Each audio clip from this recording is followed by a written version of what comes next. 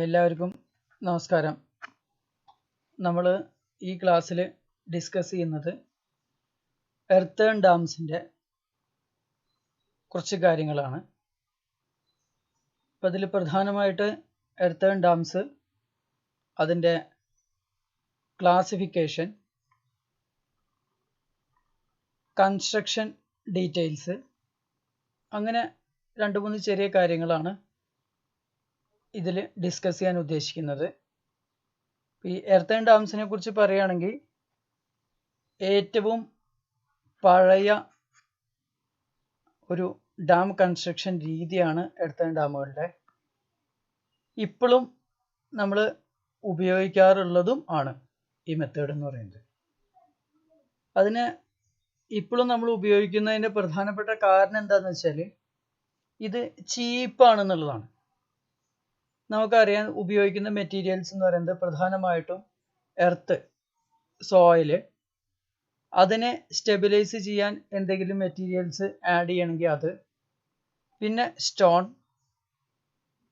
അങ്ങനെ ചീപ്പിലി അവൈലബിൾ ആയിട്ടുള്ള മെറ്റീരിയൽസ്, അധികവും ലോക്കലി അവൈലബിൾ ആയിട്ടുള്ള മെറ്റീരിയൽസ് ആണ് നമ്മൾ ഉപയോഗിക്കാറുള്ളത്. അതുകൊണ്ട് തന്നെ വളരെ എക്കോണമിക്കലായിട്ടുള്ള ഒരു ഡിസൈൻ നമുക്ക് ഇതുവഴി ഉണ്ടാക്കാൻ പറ്റും. അതേ സമയത്ത് ഈ കോൺക്രീറ്റ് അല്ലെങ്കിൽ സ്റ്റീലോ അതേപോലത്തെ സാധനങ്ങളൊക്കെ ഉപയോഗിക്കുകയാണെങ്കിൽ അതിൻ്റെ കോസ്റ്റ് എന്ന് പറയുന്നത് വളരെ കൂടുതലായിരിക്കും.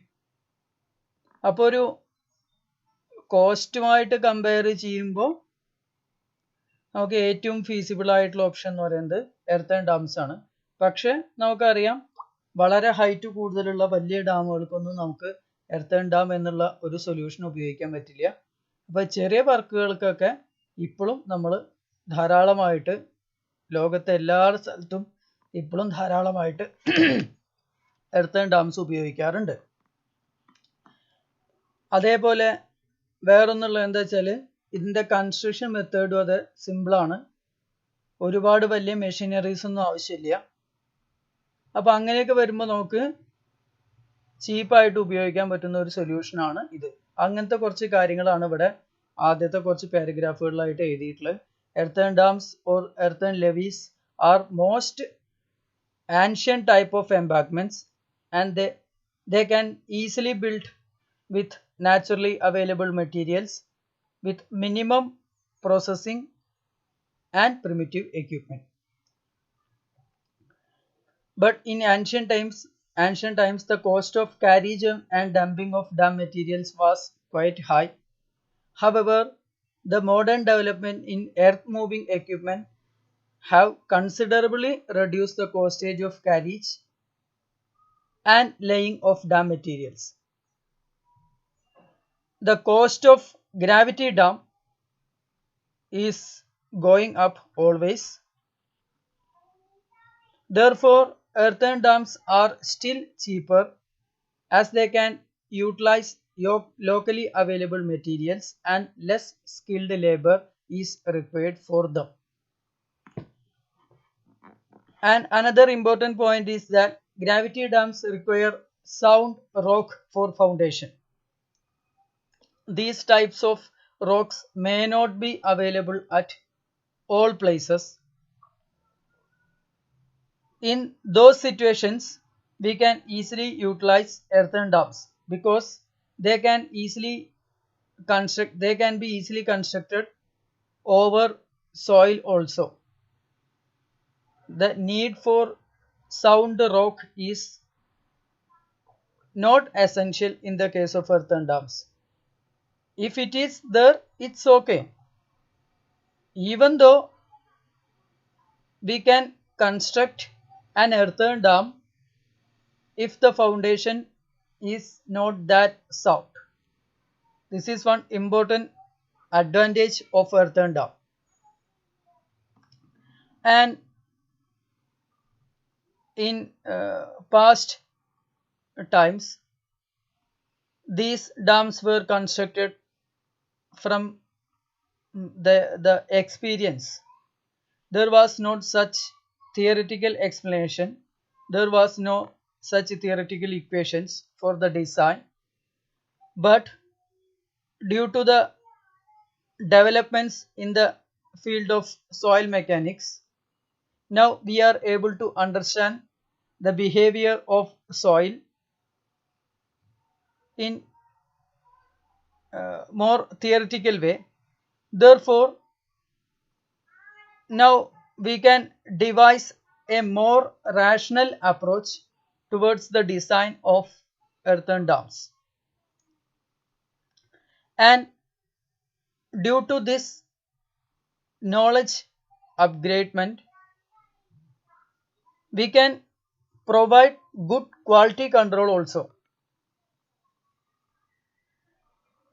Now, what are the different classification or different types of earthen dams? There are mainly three types of earthen dams.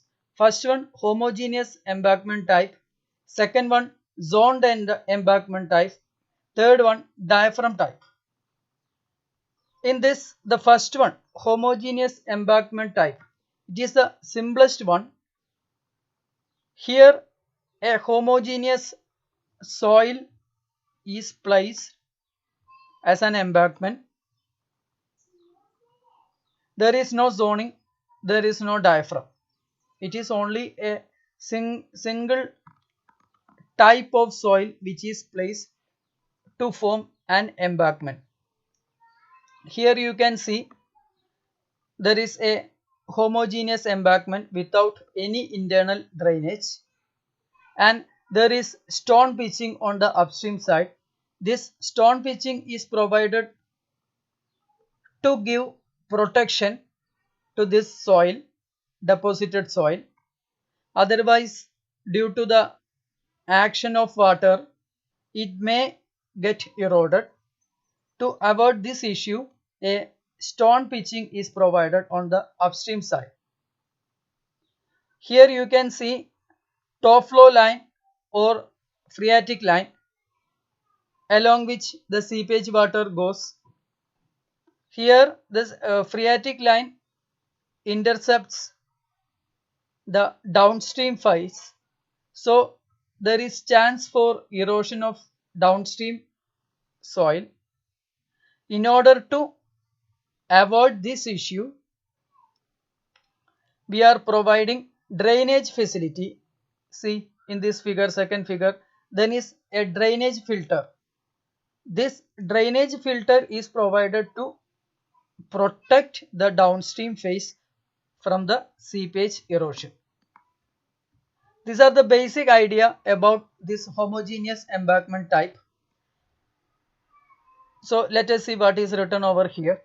The simplest type of an earthen embankment consists of a single material and is homogeneous throughout. Sometimes a blanket of relatively impervious materials may be placed on the upstream face. Here a stone pitching is provided. A purely homogeneous section is used when only one type of material is economically or locally available. Such a section is used for low or moderately high dams or for levees. Large dams are seldom designed as homogeneous embankment. A purely homogeneous section poses the problem of seepage, and huge sections are required to make it safe against piping. Due to this, homogeneous section is generally added with internal drainage system. As in this figure, there is a drainage filter. This drainage filter checks the seepage issue. Seepage cannot be avoided completely, but the erosion or issues related with the seepage can be avoided. For that, we are providing drainage filter. And the second type is zoned embankment type. Here, as the name indicates, there are zones, an inner zone, an outer zone. In between there is a transition zone. In this figure you can see there is a central core or central zone, say central zone, which is impervious, and there is an outer phase which is pervious. In between these two, there is a transition zone of mediocre permeability. The inner portion is impervious.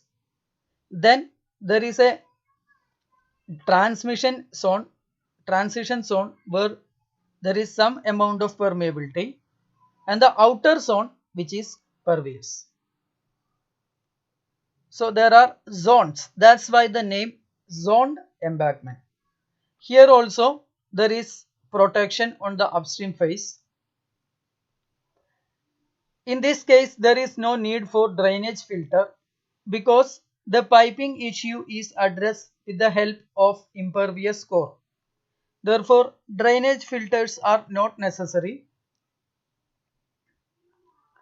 Zoned embankment are usually provided with a central impervious core covered by comparatively pervious transition zone, which is finally surrounded by a more pervious outer zone. The central core checks the seepage. The transition zone prevents piping through the crack which may develop in the core. The outer zone gives stability to the central impervious film and also distribute the load over large area of the foundation. This type of embankment are widely constructed and the materials of zones are selected depending upon their availability. Clay. Actually, clay is an impervious material. So, from the figure, we need an impervious core. So, from this point, we can say that, or we can think, clay can be easily utilized for constructing the central core. But the issue is that clay shrinks and swells too much. Therefore, it may not be suitable because in long term it will cause some issues. Therefore, clay is mixed with fine sand or fine gravel. Then it is placed in the central core. Silts or silty clay are the most suitable material for central core. Then the third one is diaphragm type embankment. It is almost similar to the zoned type. The major difference is that there is no transition zone. There is no transition phase. In this case, there is a transition filter of mediocre permeability. In this third case, that is diaphragm type embankment, there is no such transition unit. There is a diaphragm which is impervious and it is covered by the pervious material. The central portion is called as diaphragm. Diaphragm type embankment have thin pervious core which is surrounded by earth or rock film. The impervious core called as diaphragm is made up of impervious soil, or it can be concrete, steel, timber or any other material which is cheaply available at the site. This diaphragm acts as a waterway barrier and it prevents the seepage through the dam. The diaphragm may be placed either at the center as a central vertical core or at the upstream face as a blanket. The diaphragm must also be tied to the bedrock or to a very impervious foundation material. If excessive under seepage through the existing pervious foundation has to be avoided. The diaphragm type embankment are different from zone embankment depending upon the thickness of the core. Here in this case, the thickness of the diaphragm is very less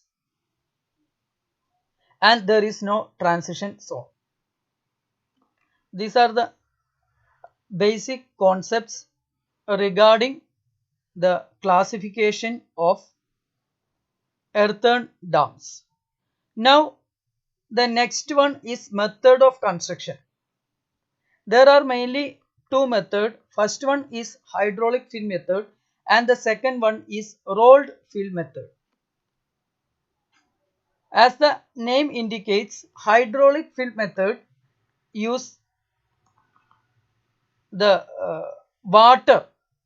Hydraulic fill method use the service of water for placing the material.